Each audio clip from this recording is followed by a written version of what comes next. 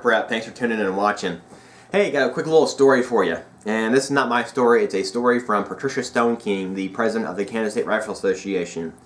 She has shared this story on the KSRA's Facebook page, and it's quite awesome, I think. Just a little, not really a story, but it's more like a less excerpt. And I'll make sure to keep, kind of keep my comments off as much as I can. If I do kind of mess it up, I'm going to try to verbatim for what she says. But if I mess it up a little bit, it's just because my eyes read faster than my brain can do, and or my mouth gets ahead of me or whatever. Depends on the situation. But anyways, let's start off. I remember it like it was yesterday when Florida was passing what people would have said was the nation's first concealed carry law. It was around 1987 or 1988, but it really was not the first state to repeal restrictions on the cherished amendment, or cherished right as protected by the Constitution. In 1976, Georgia introduced a bill that became the model for many pieces of legislation to later come. It might surprise you to find out that it was actually inspired and supported by then Lieutenant Governor Zell Miller, and it was administered by a probate officer court judge.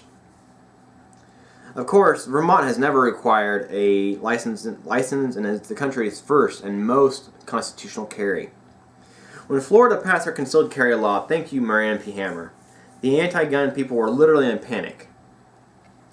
They made all sorts of predictions that there would be bloodshed in the streets. They claimed that they were turning Florida into another Dodge City. Yes, even Florida has heard of Dodge City, and Kansas' own Dodge City of that. But a year after the law was enacted, they asked then President of the Chiefs of Police Association, who had actually originally opposed the bill in Florida, what problems had arose from this law. His answer was simply, there weren't any. So, right there, all these people were crying bloodshed and nothing happened.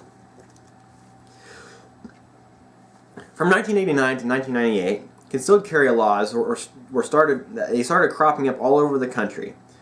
Oregon, Pennsylvania, West Virginia, Idaho, Mississippi, Montana, Alaska, Arizona, Tennessee, Wyoming, Arkansas, North Carolina, Oklahoma, Texas, Nevada, Utah, Virginia, Kentucky, Louisiana, and South Carolina followed.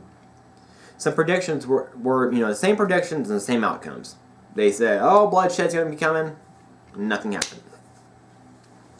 Continuing on from 1999, forward to the present day, the rest of the states have followed.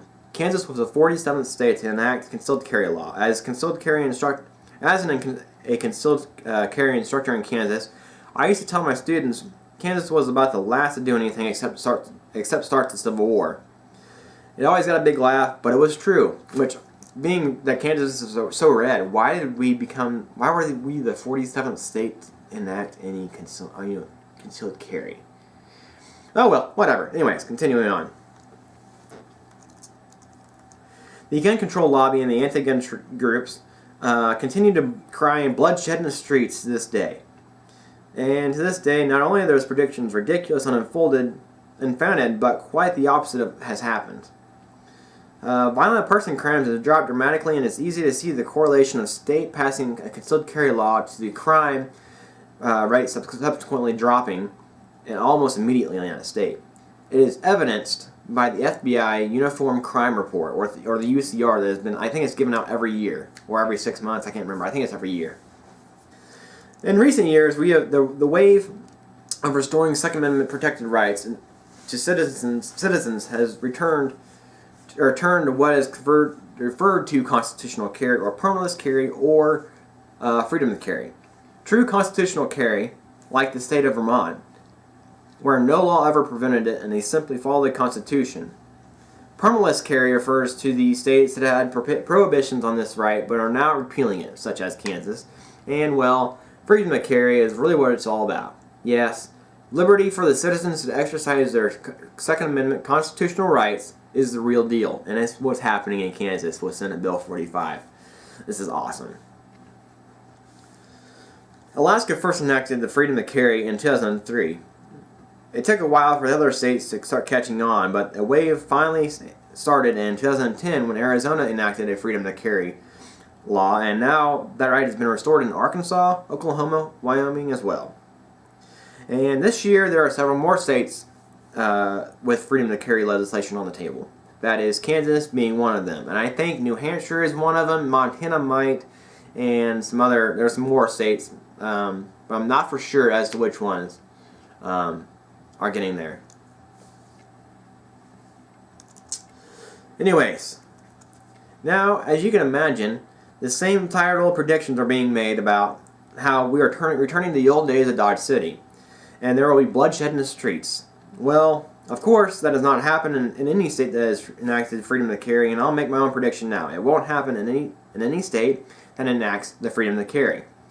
In the future, and that includes Kansas, even though that happens to be where the real Dodge City is located,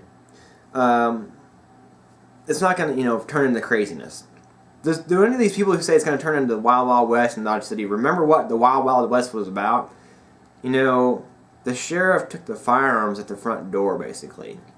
They had, not really gates at the end of each town, but, you had to turn your firearms in each place because they would be drinking and getting drunk and having shootouts if they had it otherwise. So, anyways.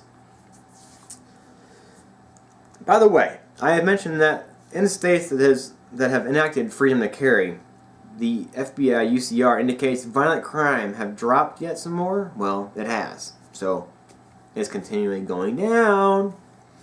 Freedom to carry and freedom to exercise a natural and constitutionally protected right enshrined in the Second Amendment is the way of the future, and it is coming to Kansas. It is coming. Kansas can be the 47th again, or maybe it could be the 6th or 7th. I prefer to be the latter. It's the high time. It's the right that we should have never had stripped from us in the beginning.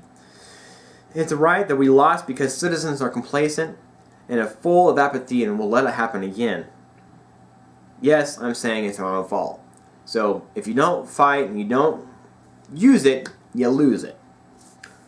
So get off your sofas and shut off the TV and get involved in no matter what state you live in. Tell your legislators you want your rights back, and don't stop until you get them back. I took my own advice and I've worked hard over the things to make things better in Kansas.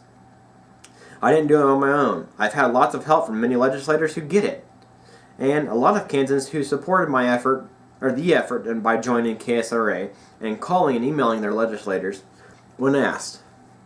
But it had to be started somewhere. And yes, it's a huge sacrifice. I'm fortunate enough to have the support of my loving and dear husband and my family members who have found me absent so many times. So be the self-starter and just do it.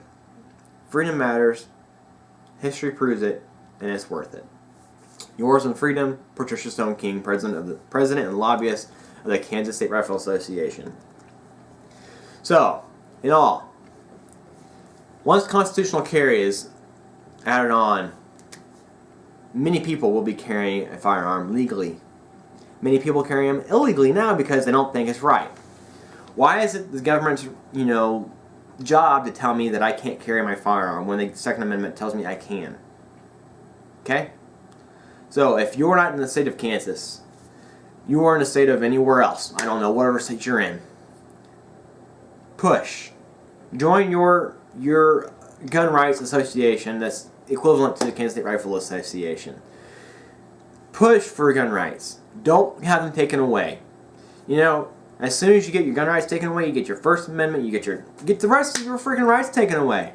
And without the second, you can't have the first, that's for sure. So, fight, fight, fight.